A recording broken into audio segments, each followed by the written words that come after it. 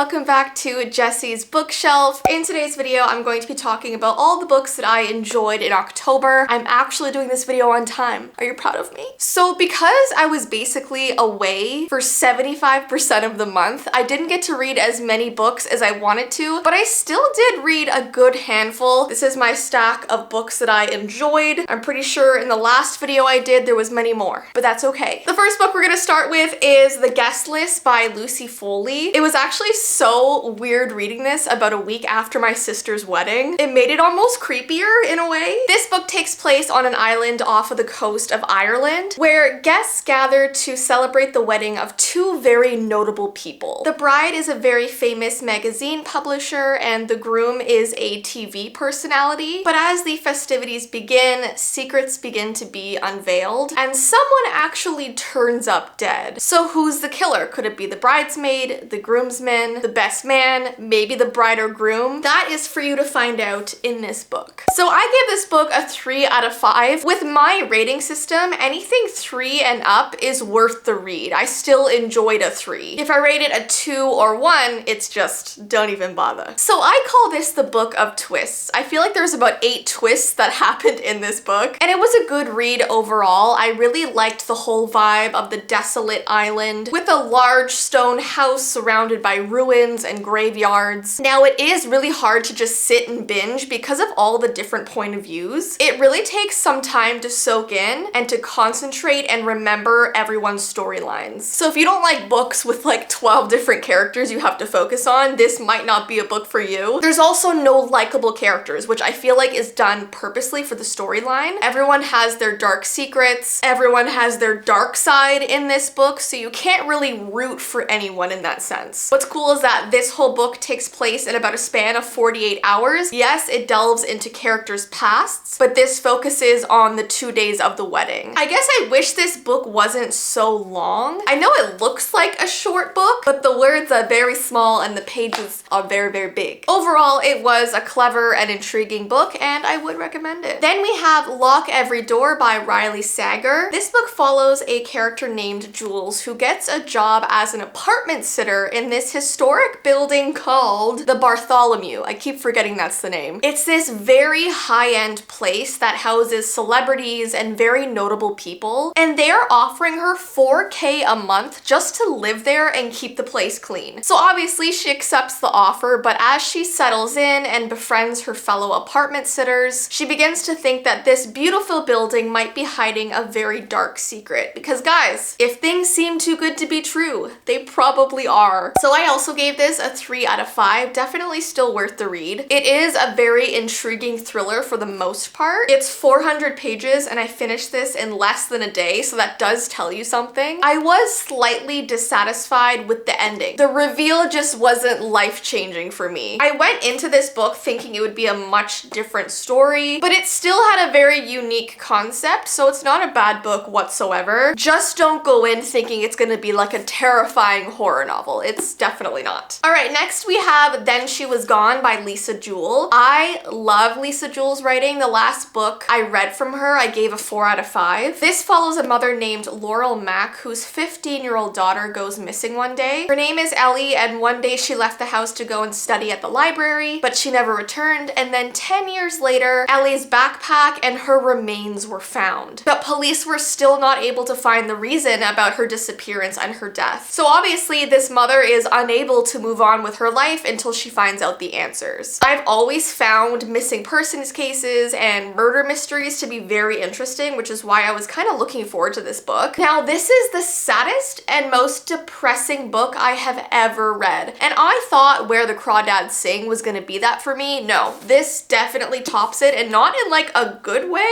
Like I said, I do like her writing, so I was able to read this in 1 or 2 days, I believe. And I think the reason I didn't rate this higher is because this book was incredibly predictable. Whenever a new character was introduced, I was able to automatically guess what part they played in this mystery, and I was right every single time. I don't mean to brag or anything. I just felt like I was about 10 chapters ahead of every single grand reveal, and that could be because I've read just too many thrillers and I kind of know the direction these books go. But in saying that, this book was still very emotional and impactful, so I do think it's still worth the read. Maybe if you don't read a lot of thrillers, you wouldn't be able to call a lot of the twists. There were also a lot of spelling errors that I couldn't believe her editors didn't catch, but I'm not gonna blame that on her. Okay, then we have The Woman in the Window by AJ Flynn. This is about a woman named Anna Fox who never ever leaves her New York apartment. She's agoraphobic, so she sits all day long by her window watching and eavesdropping on her neighbors. And agoraphobic means that you're afraid of leaving your house. One day she hears this scream coming from across the road. She goes to her window to see what's going on, and she witnesses something from one of the other houses that she was not supposed to see. And now she has to uncover the truth, but she's very worried that no one will believe her. So I gave this book a 3.5 out of 5. And it's weird because I went into this book thinking that I wouldn't really like it too much, but I did. I actually did enjoy it quite a bit. Now, it's not an easy book to sit and read through, mostly because it all just takes place inside this woman's apartment, so the pages do get repetitive at some points. And I also do think this book could have been slightly shorter just because of that. And I hate saying this once again, but I did call most of the twists, which I hate doing and I hate saying, but it was still a good book, which is why I gave it 3.5 stars. Still worth the read. But guys, the movie is horrible. Don't even bother. Okay, then we have my favorite book of the month. This one is Stolen Tongues by Felix Blackwell. Look how creepy this cover is. Okay, so this book follows this newly engaged couple that goes to their family's cottage in the middle of the forest around the mountains. It's a very isolated cabin. At first, everything seems to be going great. The cabin is cozy. It's a nice little getaway together. It's peaceful. But soon that changes when they begin to hear these voices calling to them from outside. They get these strange knocks on the door, but no one's there. The character Faye is suffering from sleep terrors, and she spends most of her nights talking in her sleep to this unknown entity, and her husband is just lying beside her like,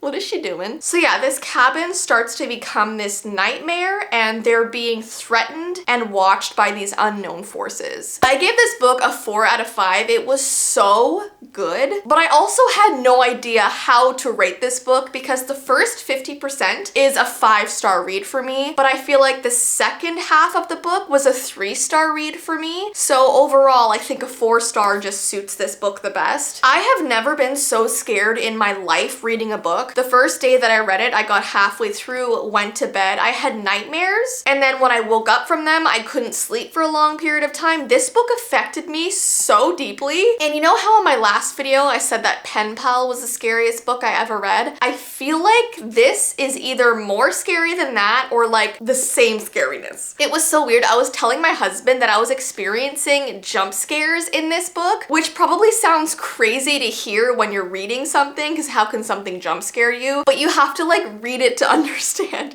I'd be like reading and I'd be like, so like I was saying, the second half of the book fell a little bit flat for me. I think it just got repetitive, and the more that I learned about what was actually happening to them and the more that I learned about the creatures, it almost became less scary. I felt like the first half of the book was creepy because of the unknown factor. I feel like this book would have been so much better as a novella. And it almost is, because I believe it's 300 pages. If they took out maybe 50 to 70 pages, it would have been perfect. It almost felt too stretched out by the end, like the author was trying to reach a certain word count. But honestly guys, if you love horror, you just need to read this. You need to add this to your to-read list. I doubt you'll ever find another horror novel that will have such unique scares. Trust me, I want everyone to add this right now. Okay, and then lastly, we have The Bone Houses by Emily Lloyd-Jones. This book follows a girl named Rin who becomes the village gravedigger after her father goes missing one day. So her job is to take care of the dead, look after the village and her siblings, because sometimes these creatures called bone houses emerge from the forest, start walking into the town, and bone houses are basically the undead. So they're corpses that have reanimated, come to life. And I mean, there's just so much more in this book. Rin goes in search for her father. I gave this book a 3.5 out of 5. As weird as it is to say, it was a really comforting read. I feel like it was the perfect book to read in October for spooky season. And I could see this being made into like a claymation from Tim Burton. The whole time I was reading this, that's all I was thinking about. It oddly felt familiar, and I feel like that's why I liked the read so much. Now, maybe the reason why I didn't give it a higher score is because I didn't quite mesh with the writing style. I feel like it just didn't flow for me in some parts, but sometimes that's just gonna happen with authors. Some people will really mesh with them and other people won't as much. But still a great read, would definitely recommend. Alright guys, so those are all of the books that I really enjoyed in October. Don't forget to add me as a friend on Goodreads. I have linked it down below. I will add you back. I think it's so cool to see everything that you guys are reading, and you can also keep up with my reads. But yeah, I hope you guys have an awesome rest of your day, and I will see you in my next video.